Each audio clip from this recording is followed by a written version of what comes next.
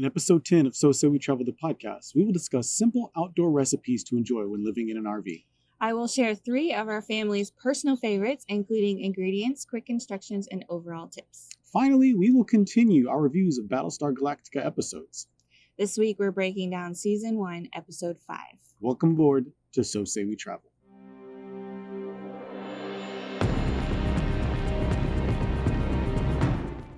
Hi, I'm Sean. Hi, I'm Charly. And we are So Say We Travel, and this is our 10th podcast episode.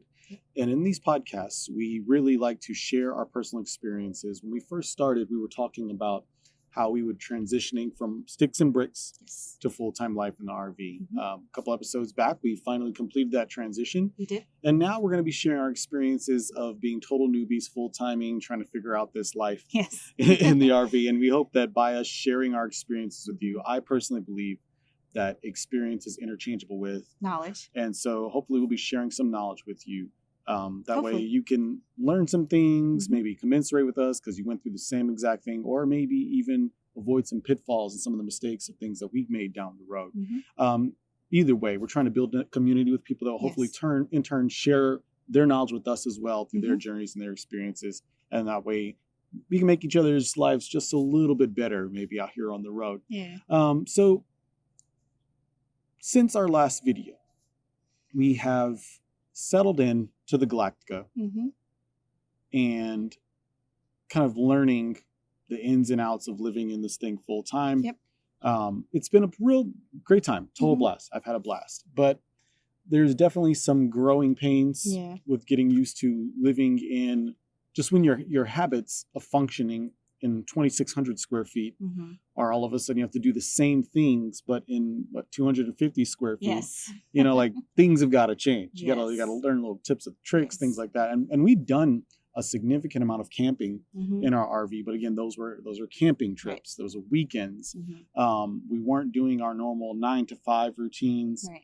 And if anyone is just now joining us, we are going to be stationary for a year, for an academic year, not an entire calendar year, but for an academic year, while our teenager does 1 year in high school. Right. I finished my last year as an educator.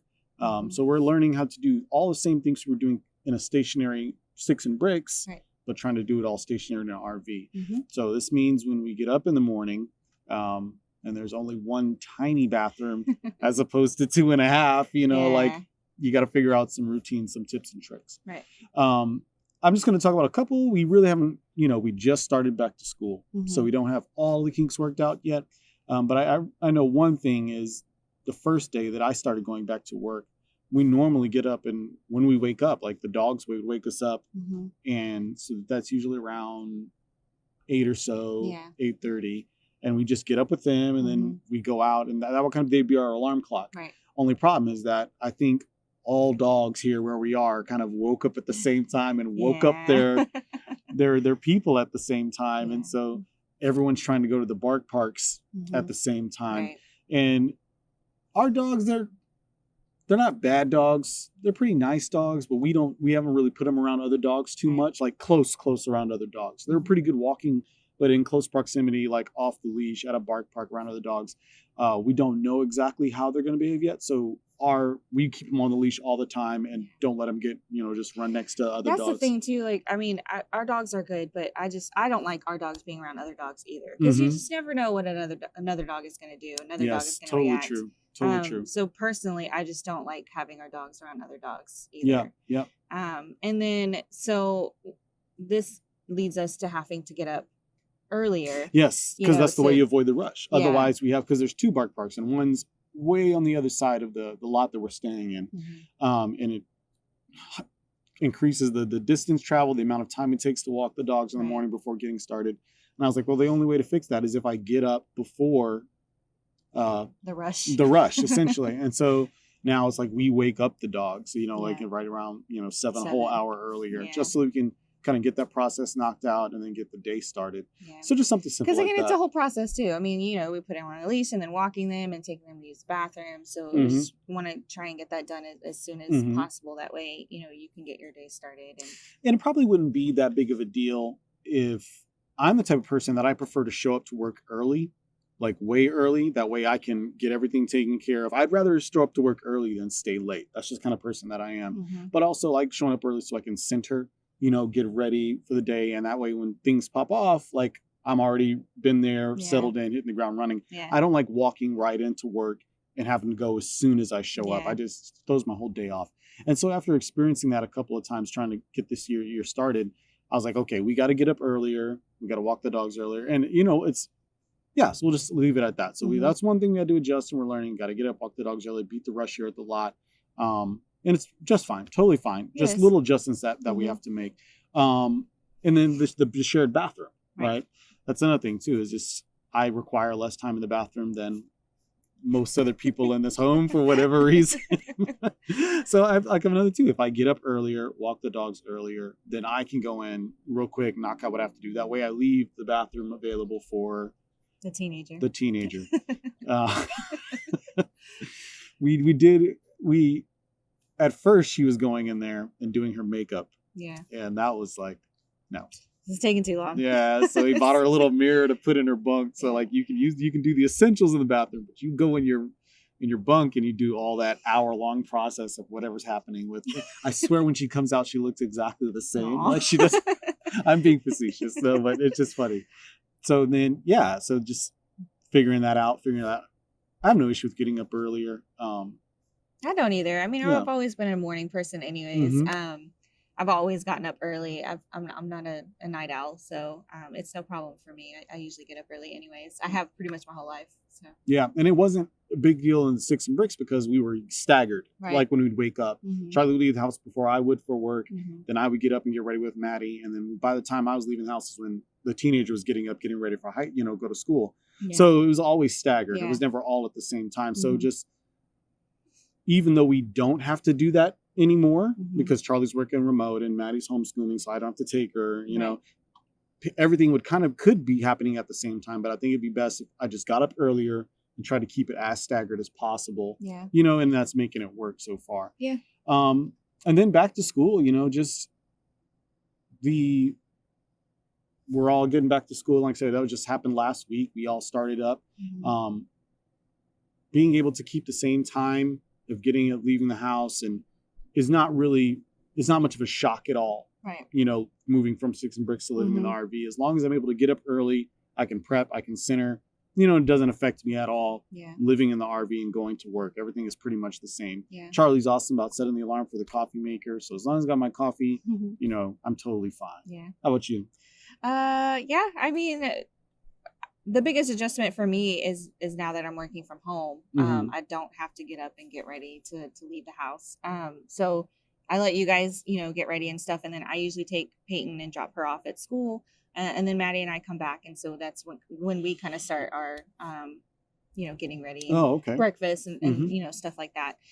We haven't started the homeschooling and stuff yet. Just because we're getting them, settled and stuff and ready to start school. And then now I'm trying to catch up on work because I just recently started doing remote, but I'm still trying to catch up because we were on vacation and stuff like that. So I'm still a little behind. So I'm trying to get that all knocked out before we really start our routine. It was actually supposed to start on Monday, but work they're shorthand and stuff like that. So I'm still going to go and help them out. So I'm just going to put Maddie's homeschool on hold for maybe another week.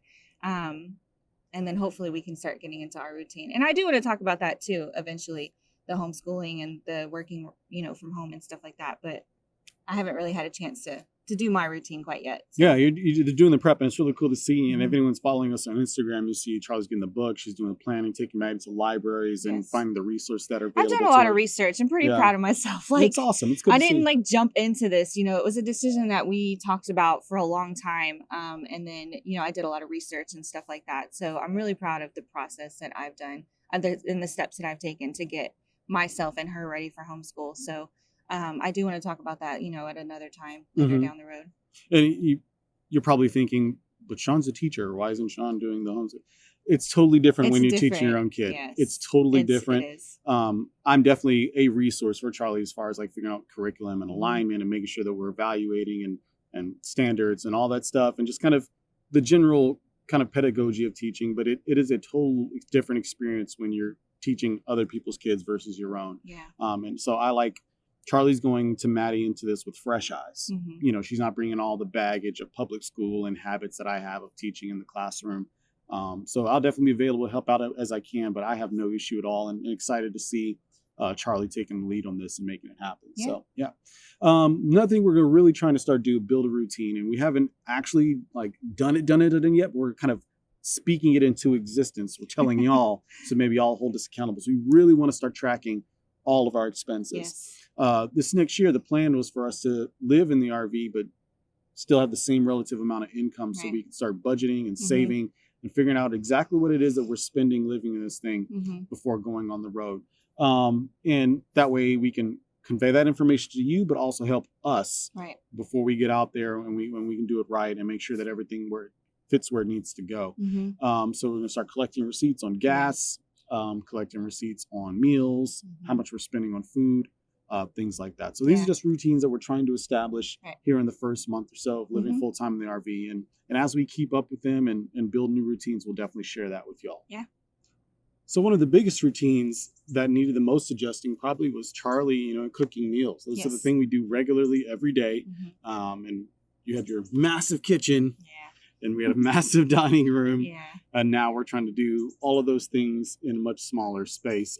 So we thought that it would be really great to share some of our family's favorite recipes. Charly cooks a whole bunch of different things, but there's a couple of go-tos that are favorites for all of us that are relatively simple. So I'll go let you start talking about that. Okay. So we live in a 30 amp trailer, right? So we have 30 amps. And so right now it's the summertime, so the AC is running. And so with the AC running, you can't really have a whole lot of appliances running as well. And so I had to figure that out one day because I think I was trying to run the microwave and the air fryer at the same time, and it tripped the breaker. So I was like, okay, well, we can't do that. So that was a learning experience. I was like, okay, so I need to figure out a different way. And so now when we use like the air fryer or something like that, I unplug a couple of things at the same time. So that I had to learn, you know, how to do that.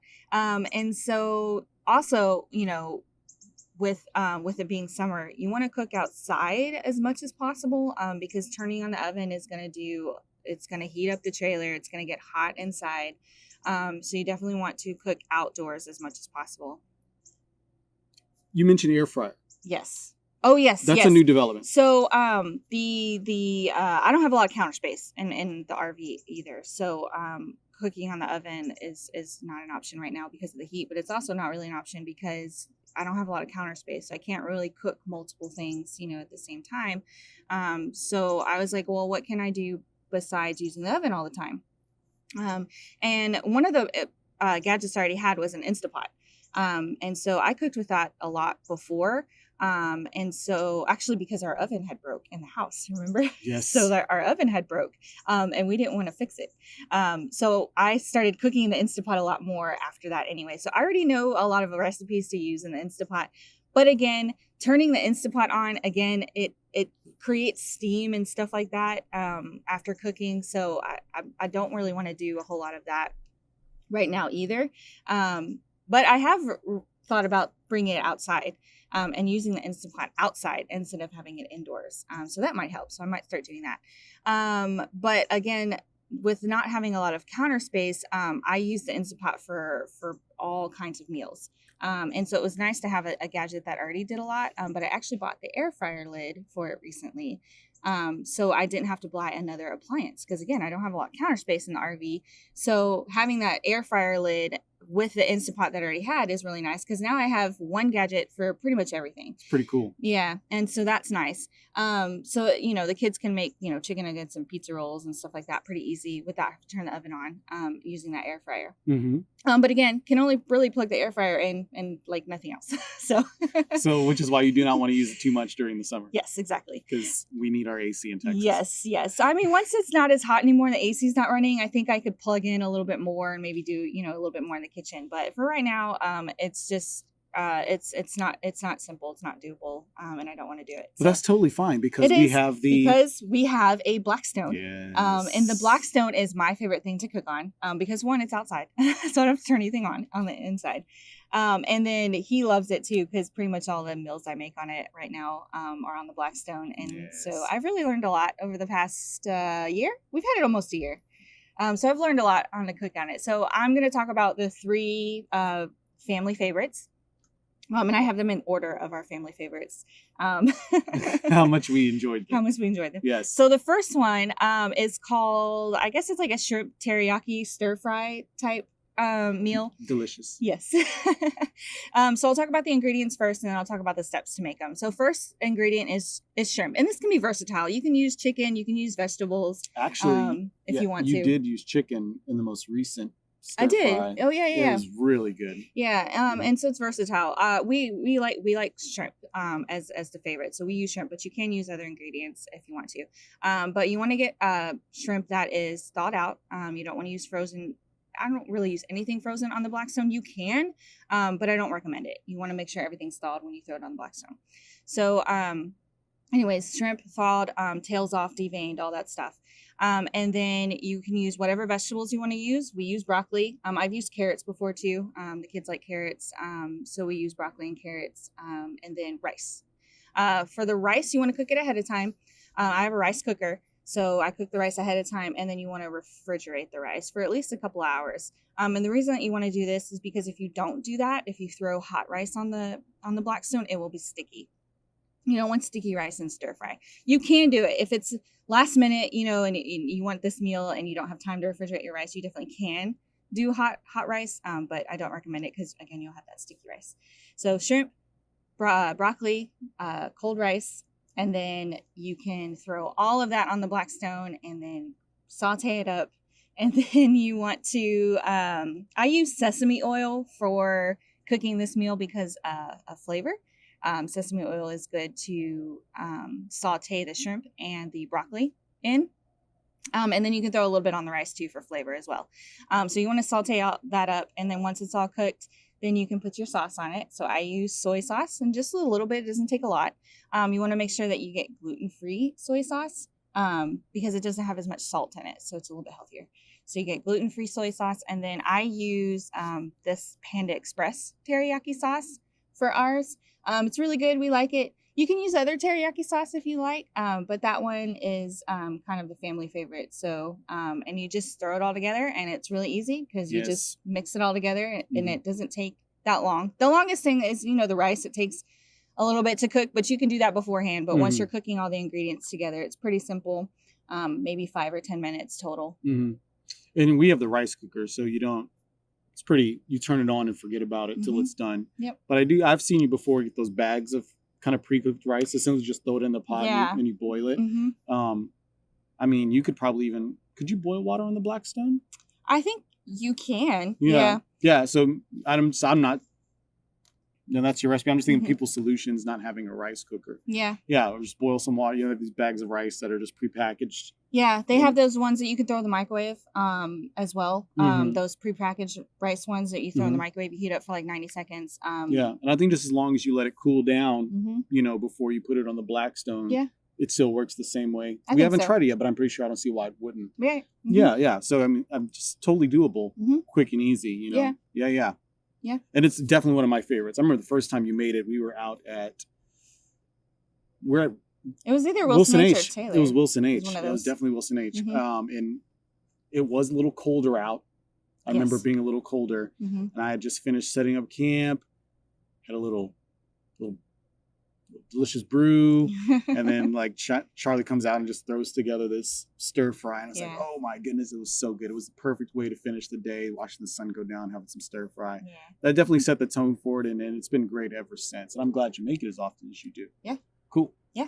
And like I said, you can put other stuff in it too. If you're a vegetarian, you can do just vegetables and rice.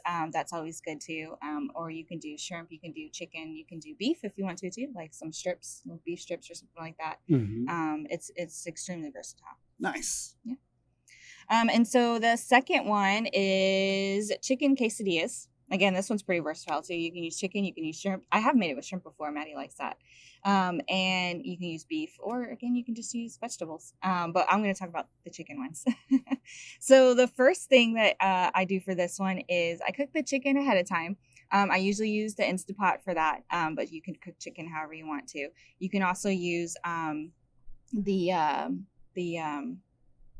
pre-cooked ones, and heat those up if you want to do that. But I always get fresh chicken breasts, and I cook those in the Instapot. Put some vegetable oil in there, or not vegetable oil, vegetable broth in there with some taco seasoning, and just cook the chicken breast.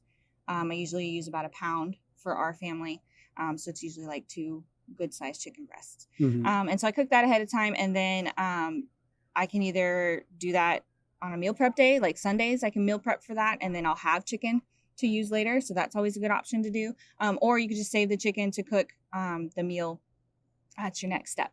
And so then the next step that I would do is make the sauce for the chicken, the quesadillas. So good. So it's just sour cream and mayonnaise mixed with taco seasoning, and it's pretty simple. I mean, you just use like a tablespoon of each. I think maybe it's like pretty much the same proportion of mayo and sour cream.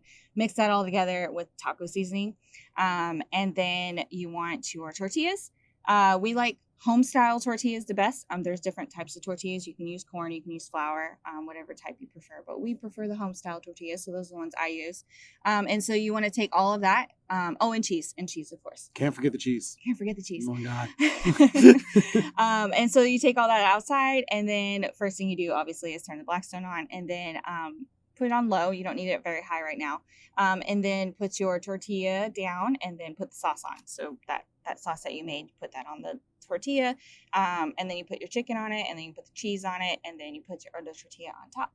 And then turn up the heat a little bit so you can start melting the cheese and stuff, and it helps kind of make the 2 tortillas stick together. And then once that's good and golden, then you flip it over and cook the other side, and everything's all gooey and nice. And that one's pretty simple. Yeah, it's so simple. It's so good. Yeah. It's so filling. God, I can only eat 1 or 2 of them.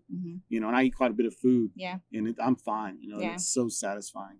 And you can put other things in them too. I mean, you can put tomatoes, you can put onions, you can put peppers, and then they're pretty versatile as well. You can put whatever you want, like in the quesadilla. And yeah, that one's pretty easy. So I remember before you've done them, you didn't have the metal, the press, the press or the lid to help with the melting. Have you used it with the melting, or I've just seen you use? No, not yet.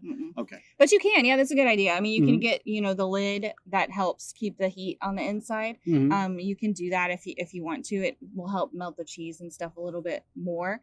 I feel like the Blackstone gets pretty warm. Yeah, and so it melts them just fine. Cool. But you definitely can do that, and the press would be nice too, especially if you put a lot of ingredients in your quesadilla, which is fine. You can definitely do. But you definitely want to press it down so it's not sticks. kind of all clumpy and stuff. And when you're trying to flip it over, sometimes the ingredients can like fall out. Because you want to make sure that the cheese is melted enough to kind of stick everything together before you flip it over. Gotcha. That sounds awesome. Yeah. We were talking about, I'm getting hungry. Yeah. we did. It's summer in Texas, and so this episode, again, like our last one, we're filming it really, really early. Yeah. And it's not because people are noisy; it's because hot. He's coming. I can see him. He's coming around the edge of the Galactica there. Yes. So we're just trying to get this taken care of. But anyway, I haven't had breakfast yet. And we're talking about all this food. I'm gonna put some pressure on Charly to get on that Blackstone again and make some breakfast. And so the last one, I think this one's the absolute easiest one, because there's really not a whole lot of prep involved for this one. And I actually got this idea from another Instagrammer. Her name, their Instagram name is Aldorish RV, I think. So she was talking about doing flatbreads, but I actually did just individual pizzas for us. So that's what I'm going to talk about. I want to talk about pizzas. You can do flatbreads on the Blackstone. Again, this is probably one of the easiest ones in my opinion. All you really need is the pre-made what are they called? The pizza crust. Yes. And so I bought the individual ones, and I made individual pizzas for all of us. But again, you can buy like the larger flatbreads, and it works the same. So we did, you can buy the thin crust ones. They have like the regular ones or whatever, but I bought the regular ones to make the individual ones for us. So what I did first is you get all of your ingredients together that you're going to put on their pizza. You want some kind of pizza sauce. I bought pre-made pizza sauce. You can do marinara sauce. You can do barbecue sauce. You can do Alfredo, like whatever kind of sauce you want. And then cheese. And then whatever, toppings, vegetables, and stuff like that. You want to get all that together. Go outside, turn your Blackstone on. First thing you want to do is oil the top of your pizza first. So put whatever oil you want to use. I use just regular vegetable oil most of the time. I did use sesame oil in the first one for flavor, but you don't need that this time. You just want to use regular oil for this. So you want to brush the top of your pizza first. And so you want to put that on first. That way you can toast the top of it and everything. Toast it however you want, nice and golden, and then flip it over, and then make sure you turn your Blackstone all the way down. That way you can prep your pizza while it's just kind of cooking the bottom. Yeah, right. yeah. Mm-hmm. And I forgot. Yeah, you want to oil that. Like when you oil the top of it and you're cooking it, make sure you oil the bottom of your pizza while it's cooking, because you're going to flip it over. So then you flip it over, and then you want to make sure that you have a warmer lid for this one. So that way you can melt your cheese and stuff like that. But whatever toppings you're going to put on your pizza, you want to cook ahead of time. And you can cook those on the Blackstone while you're browning your crusts. I did pepperoni and cheese for the ones I made recently, but you can do whatever toppings you want to do. And you want to saute all that up before you put it on your pizza. You can use peppers, you can use tomatoes, you can use bacon, you can use mushrooms. One of my favorite ones is pineapples. I know a lot of people don't like pineapple on their pizzas. We just lost half of our followers right there. I like pineapples. Way to go, Charly. That's awesome. So whatever you want to put on your pizza, make sure you saute that up and warm it up and everything.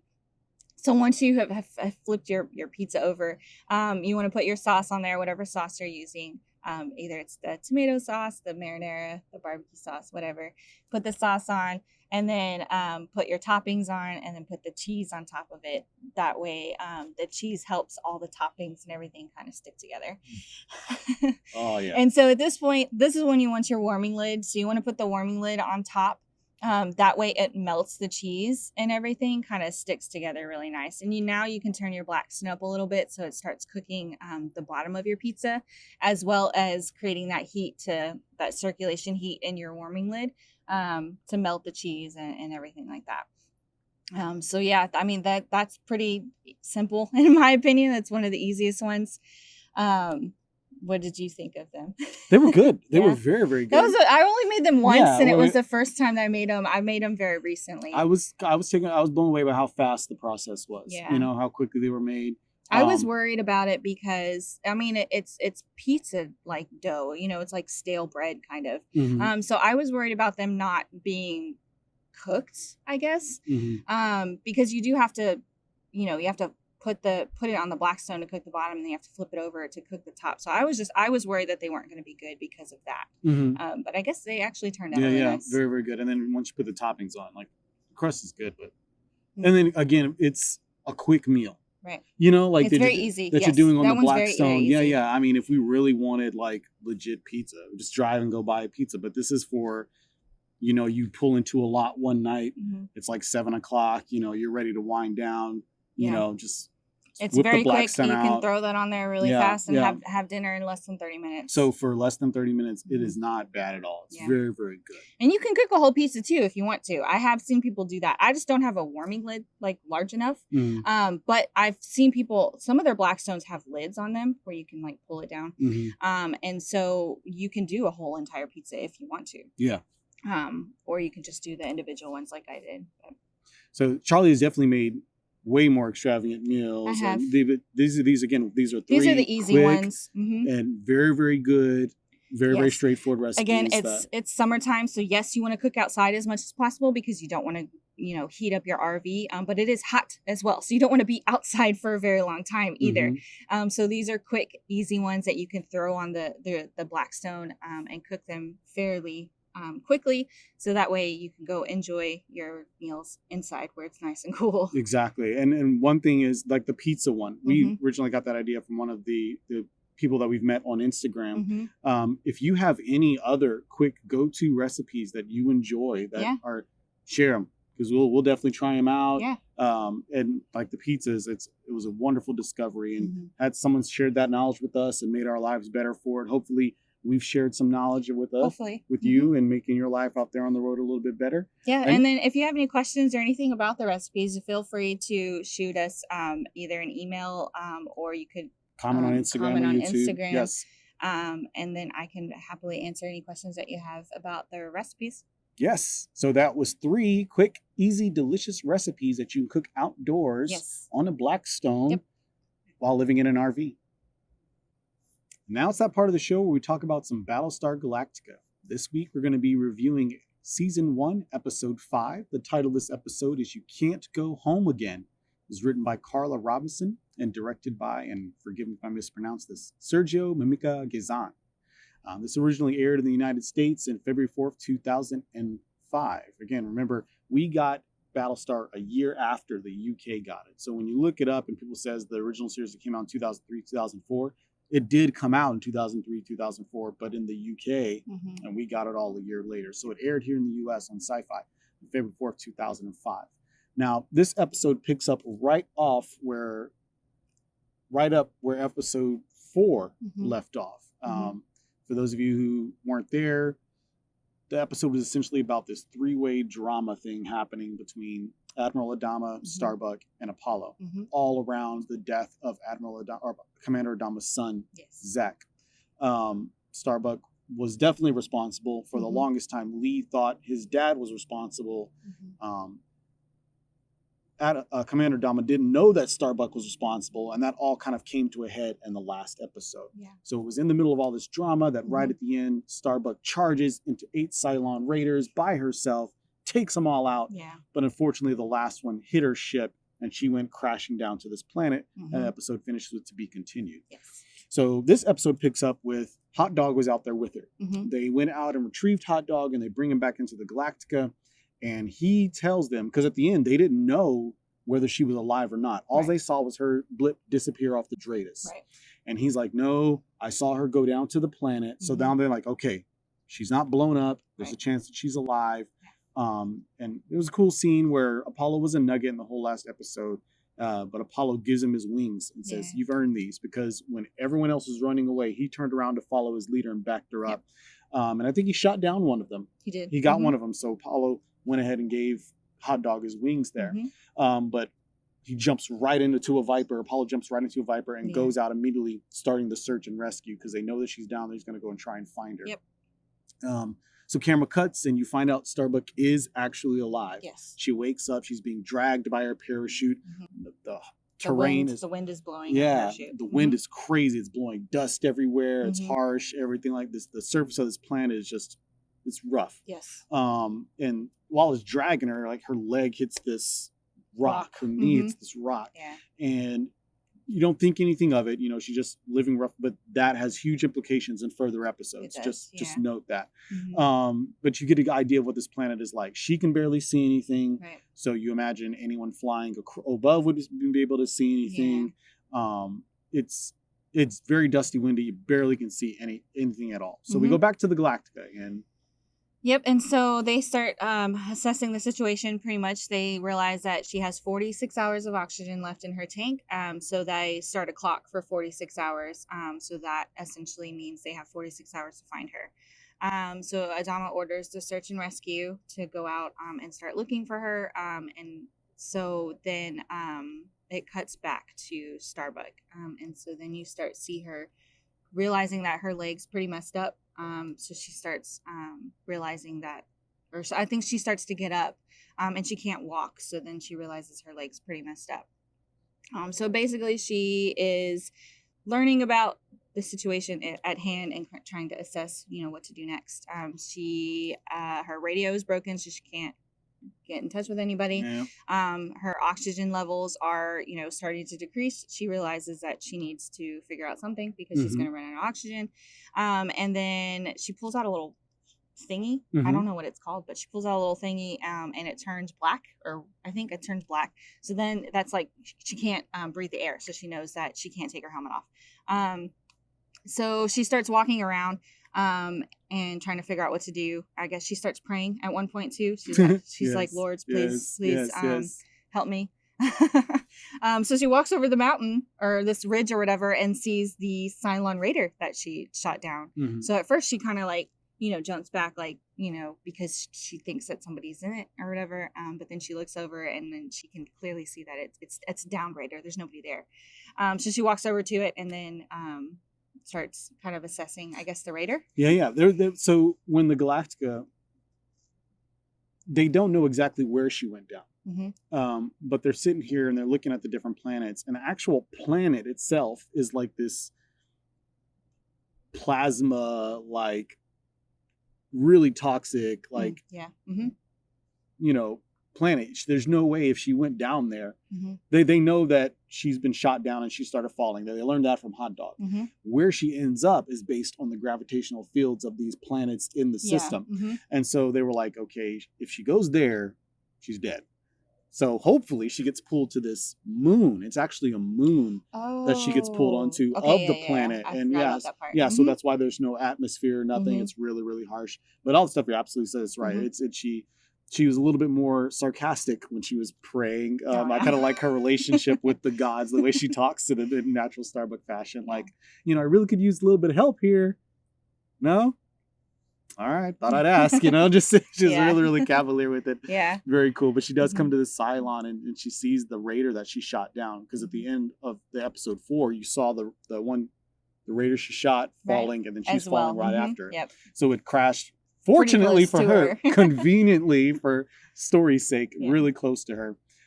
She did patch up her leg with some yellow tape. That's important for a reason. Oh, that's right. I forgot about that. So her knee was injured, and so Yes. she used some yellow tape in her survival kit, Mhm. I imagine, to kind of put a splint on and patch her leg, so then Mhm. she's able to move. Yes. So she goes to this radar, and you see she goes up, kill shot, because there's a perfect like bullet hole right in the temple of what the Cylon Raider's head is. Yeah. You don't think anything of it until later. That it's yes. So you see, she apparently has a degree in biology. Sarcastic. I'm going to talk about this at the end about my hangups with this episode. But so she's like, kill shot. You see that this thing has a face. It has a head. Mm-hmm. And so she goes and she starts examining it some more, and she pushes little parts.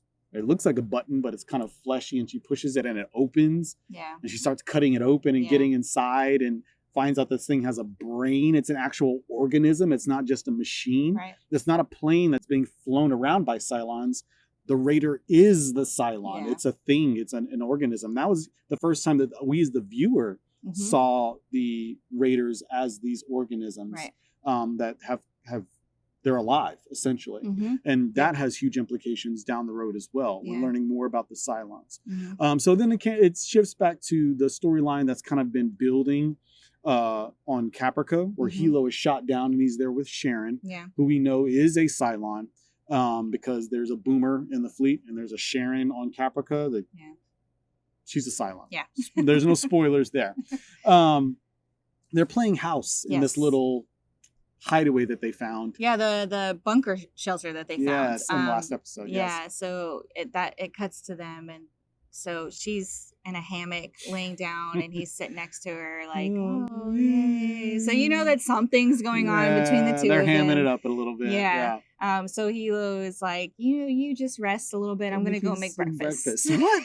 You're literally surviving on a nuclear wasteland. I'm gonna go make breakfast. They are all caught up. They've just run really, really close together in close proximity in survival. And then it's just the two of them, within this like 2-3 weeks, however long it's been. Yes. And it's just the two of them. I mean, come on. Like, she says something like, it's almost starting to feel like, and they both say it at the same time, home. Oh, yeah. But then he's like, yeah, but good news is my knee's feeling a little bit better. He's like, yeah, this feels great. But he reminds her, we got to get off this planet. We can't stay here forever. Yeah. But for some reason, she seems really invested in getting them to stay there. Mm-hmm. Like that's how you feel the way that she's talking. You don't know why.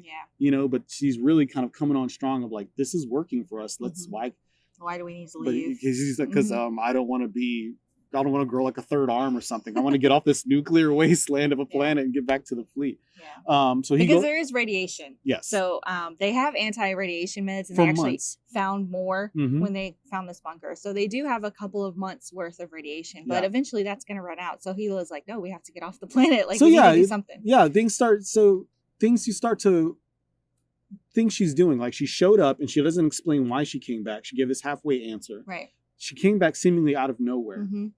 You know, like things that should be setting off antennas in Hilo's head. She's really heavily suggesting that they stay here. Mm-hmm. Should be setting off antennas in his head, but I think because he is completely infatuated with her, like he really cares for her, that he's washing over all of this. Yeah. It's very, very important. So he goes up to make breakfast, and while he's working with, literally have Pop-Tarts. And you think, why Pop-Tarts? The apocalypse, we're in the future, why Pop-Tarts?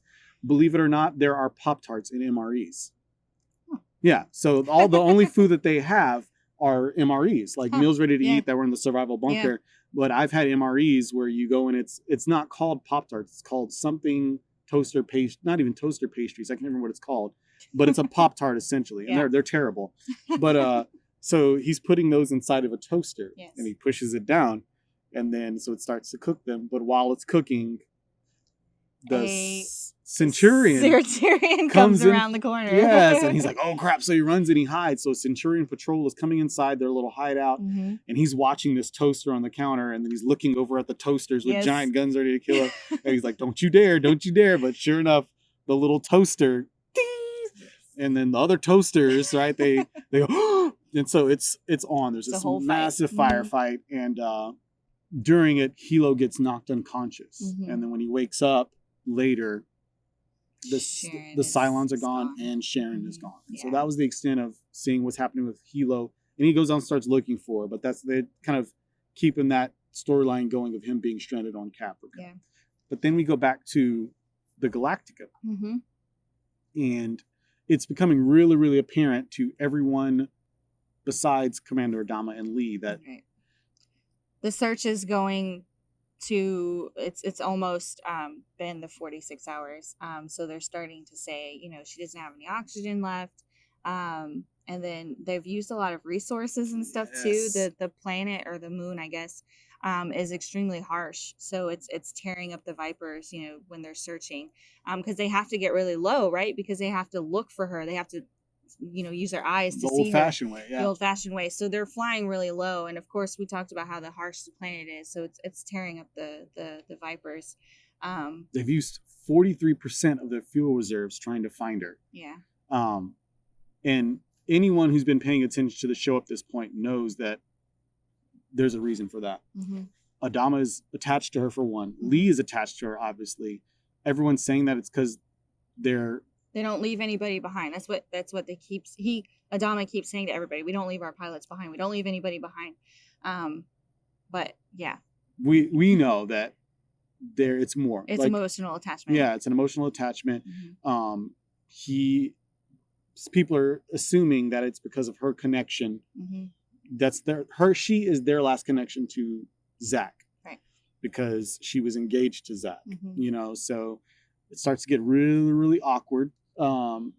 He yells at Ty, relieves Ty of duty when he calls him out on it. Ty, again, another one of my favorite characters. He respects that military protocol. He's like, I'm relieved. Cool. I don't agree with you, but fine. You're the commander. I'm the XO. You relieve me. I'm out. And he walks away.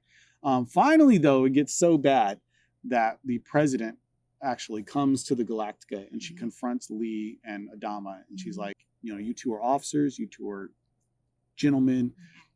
If y'all should be realizing that y'all are putting little less than 50,000 people's survival at risk by us sitting here, looking for her. Yeah, because I think that they had spread out the fleet too over the planet's atmosphere to help with the search, because the civilian ships and stuff, they're helping as well. If they had any not Vipers, but like smaller ships going down and trying to help her. So everybody's pretty much spread out. So the president's like, no, this isn't working. Like we're extremely vulnerable. And at this point, her oxygen has run out too. Yes. The clock has run out. And so they keep using the excuse of, well, maybe she had reserves. Like, she just happened to have reserves. Like everybody else is logical about it, but they're not. Yeah. Meanwhile, like on the planet, right? Everyone thinks that, her time's up, she's dead. But meanwhile, Starbuck has gotten inside of this raider, and she's become a biologist and a master in Cylon technology. She's cut the brain out. She's trying to figure out how the to air tube, the oxygen tube. Apparently, Cylons need oxygen as well. Yeah. So she cut open that tube, and she's using it literally as a tube to breathe. A ventilator. She's breathing oxygen from the Cylon. She seals it off on the inside. She closes it. She, being the master pilot, figures out how to manipulate and fly the Cylon, and she leaves the surface of the planet. Yeah. So while she's leaving and she's on her way up, this is when that confrontation's happening between the President, Lee, and Commander Adama. Yeah. And they finally realize, you're right. Yeah. We are emotionally invested. It's not fair for us to put everybody at risk for our personal attachment, which I have an issue with. I don't agree. I'm pro stay as long as you want to, for a lot of different reasons, but I'll talk about it here at the end of the episode. And everybody leaves, and right as they're about to jump away, they get a Dratus contact. And it's a Cylon raider. Right. And so they send Lee out.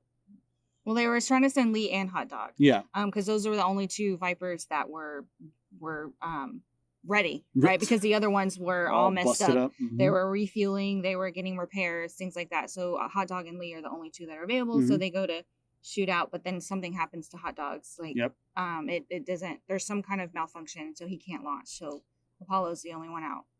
Yep, and he engages the Cylon, and he's trying to get it, but it's too good. He can't get a lock on it, and is doing all this crazy flying and stunts. And he's like, man, this thing is out of control. And then finally, it disappears. He doesn't know where it's at. And Galactic can't help him find it. But then he realizes he can't find it because it's flying so close to him. Right. And then at one point he looks up, and the Cylon is flying, because I was inverted. It was flying inverted over the top of him. And he's like, what is happening here? And then it flips over, and you see on the bottom of the wings, she's taken that same yellow tape that she used to fix her knee, and she taped Starbuck on the bottom of the Cylon wings. And so they realize that it's Starbuck in there. They bring her into the Galactica. Everything's great. Happy to have her back. Yeah. And then we finish the episode with this really awesome scene where Adama goes into medical to visit her. And, they're talking, and he tells her, he's like, you did good.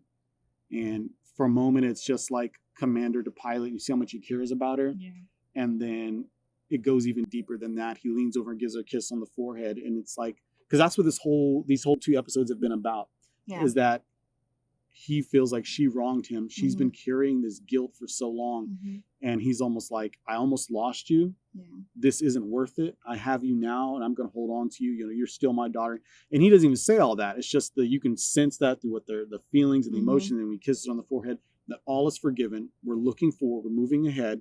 We're facing the end of the world. We can't hold on to the past and hold grudges. Yep. And so it was a really great resolution to that whole episode. There was also another powerful scene too that kind of shows that the relationship between Adama and Lee is getting fixed. Is once the president talked them down, and they realize, hey, we can't stay here forever. We got to let this go. And they're walking into the CIC, and Lee asks him, he's like, I gotta know. He's like, if that was me down there, would you have done the same? Yeah. And Adama, it's one of my favorite scenes in the whole show, like the whole series. He looks at him, he's like, if it was you down there, we would never leave, know? And so, it was just a really great way to tie all of that up together, and great way to finish the episode. Yeah. Awesome stuff. Yeah. So, knee-jerk reaction.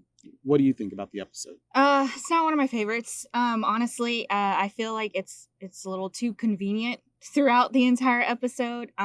They say she has 46 hours of oxygen, and so this whole thing is spanning over the time frame of 46 hours, but it doesn't feel like it. Like they're usually really good about like making the time frame feel like it's supposed to, but with this one it really doesn't. It feels really like fast. So I mean, she finds the raider, the oh my gosh, the Cylon raider, very quickly, and then she gets into it, and it feels like it's happening really fast, but you have to think like this is happening over the span of 46 plus hours actually. Mm-hmm. I think it goes over like maybe 2 hours or something for her oxygen. So it's actually like probably closer to 48 hours. So 2 whole days is a span over, but it doesn't feel like it.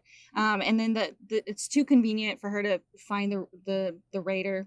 And then she gets in it and it just happens to have oxygen. Like, how has her oxygen run out? But this Cylon raider happens to have all this oxygen that in she it. shot a hole in. Yes, that she shot the hole in. Yes. And then the way she patches it up too, she puts like her jacket in it. Rock. And it, yeah. Yes. And I mean, and then she goes out into space. Like, how did this thing not combust and explode? You know, like it's way too convenient. It doesn't feel real.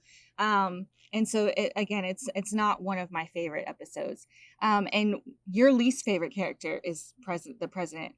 I don't mind her as much. I kind of like her in most episodes, but this one, I can't stand obnoxious. it. She's extremely passive aggressive in the entire episode, and it's so annoying to hear her address them the way that she did. Because at one point she's like, "I'm so sorry for your loss," and he's like, "Wait, we're still looking for her," and she's like, "Oh, I was under the impression that she lost all her oxygen." She assumes a lot. And so it's extremely annoying. Yeah. And so again, it's just not one of my favorites. At all, for all those reasons. Like it's really hard to watch. Yeah. Yeah. I get it, and so I don't mind Starbuck the way you don't mind President Rosalind, but she's right up there. She's like a close second to one of my least favorite characters in the show because she's a huge Mary Sue. Yeah. Starbuck is good at everything. Yeah. Starbuck is the best pilot. Starbuck is the best shot. Yeah. Starbuck has a degree in biology and Cylon technology. It's just like, okay, come on. Like, and it's after taking such a methodical approach to problem solution, the first 5 episodes in the show, 4 episodes in the show, you get to this point and you've got this problem, this massive problem for Starbuck, and all in herself. In herself, she is the solution. Yeah. Like, come on. Yeah. Come on. Yeah, exactly. And it's but I mean, it makes for a good story. It really, anyway. Mary Sue, anytime that happens with Starbuck, I have issues with the episode. Like, there's so many other ways that they could have found to fix this problem. And I listened to Battlestar Galactica, and Mark said that it was an elegant solution to a writing problem, to a story problem, meaning that the story presented this really hard decision, and they came up with this really sophisticated way that if all of the stars align perfectly, this can be the solution. Yeah, but then that makes it unrealistic. Definitely. Yeah. And it kind of gets away from the whole, like, we're literally on a planet, we're by this planet mining the ice because the actual water underneath has too much salt in it. So we have to grab the ice and melt the ice in order to drink that. Like, if you go to that level of, you might as well have just had the water be fine. You see what I'm saying? Like, if you go into that level, create this sense of realism of struggling to live in space, then you, in the very next episode, you have Starbuck be this Swiss Army knife, Mary Sue that solves all the problems. Yeah. It really takes you out of it. Yeah. And then you add on top of that President Rosalind, my least favorite character in the entire show. She really shows in this episode, and I can't even stand it. I know of big moments later throughout the entire series that makes me not like her, but now going back and rewatching everything with a fine-tooth comb, I'm like, yeah, I know there's a reason why I don't like this character. Yeah. Mary McDonald's a great actress. She is, but it's just her character is like so annoying. The character assumes a lot. For one, they have been sacrificing, the military has been sacrificing so much up to this point. Right. And when they ask when they ask the fleet to give just a little bit for this one pilot, you have the gall to come here and insist that we leave, to call me not a gentleman, not an officer, like to question me. Like, how dare you? Like, I'm like, this is the end of the world. Whatever reason anybody wants to do anything to preserve a life is completely justified. Right. Like, how dare you ask them, to forget Starbuck and forget this years of connections. Yeah. So it really, really rubbed me the wrong way. But that being said, it is a great episode because really that was just the foil. Yeah. The shoot down, all that stuff wasn't the point of the episode. The point of the episode was this Adama, Kara, Lee resolution. Right. And the way all of that was handled was absolutely beautiful. Yes. Really, really great. Some amazing, powerful, touching moments. Katie Sackhoff, every time she's interacting with Edward James Olmos, is so great. The scenes are always so great. Every time Jamie Bamber is interacting with Edward James Olmos, the father-son dynamic they got going, so good. Yeah. So good. So I don't not like the episode. It's really, really good, but there are things in it that just things that I don't like about the whole show overall were really, really apparent in this one episode. Yeah. So yeah, that's our overall review of You Can't Go Home Again. That's season 1, episode 5 of Battlestar Galactica. Hopefully you enjoyed the review. Hopefully. And hopefully you come back for more. Hopefully.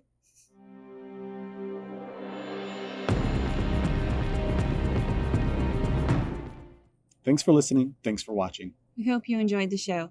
If you did, please consider liking the video and subscribing to our video channel and podcast. We have absolutely loved building connections with the RV community and anyone else that's interested in this lifestyle. So if you'd like to connect with us, please follow us on Instagram and YouTube at So Say We Travel, or visit us at SoSayWeTravel.com. See you down the road.